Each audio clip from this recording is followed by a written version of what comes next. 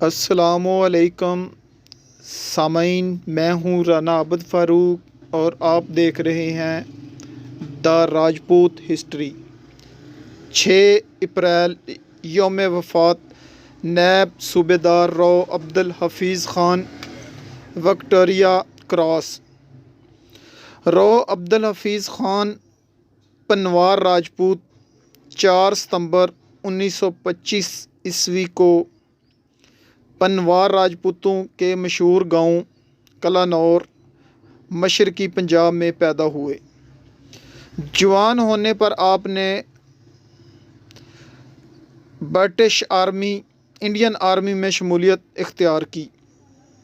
اس دوران دوسری جنگ عظیم جاری تھی اور جاپانی افواج بر صغیر پر مشرق کی جانب سے حملہ آور ہو رہی تھی۔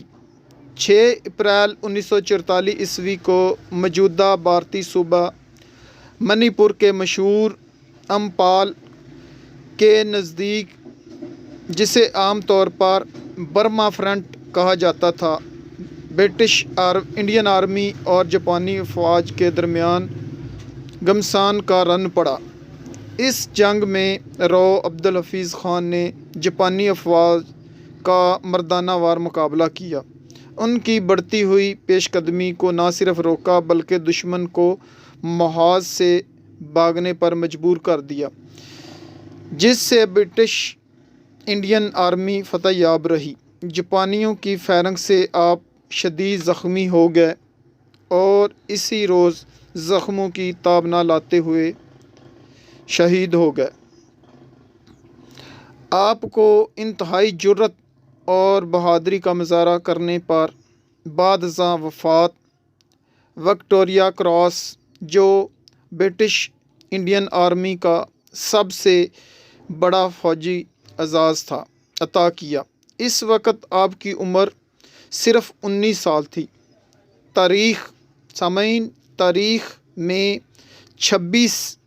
صرف 26 برٹش انڈین فوجیوں کو وکٹوریہ کراس عطا کیا گیا تھا اور ان میں سب سے کم عمر رو عبدالحفیظ خان تھے، جو کہ تمام راجپوت برادری کے لیے ایک اعزاز ہے۔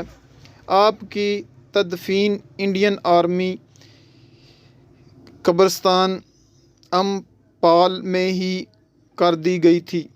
دعا ہے اللہ پاک اس بابرکت رمضان کے مہینے رو عبدالحفیظ خان کی مغفرت فرمائے، آمین۔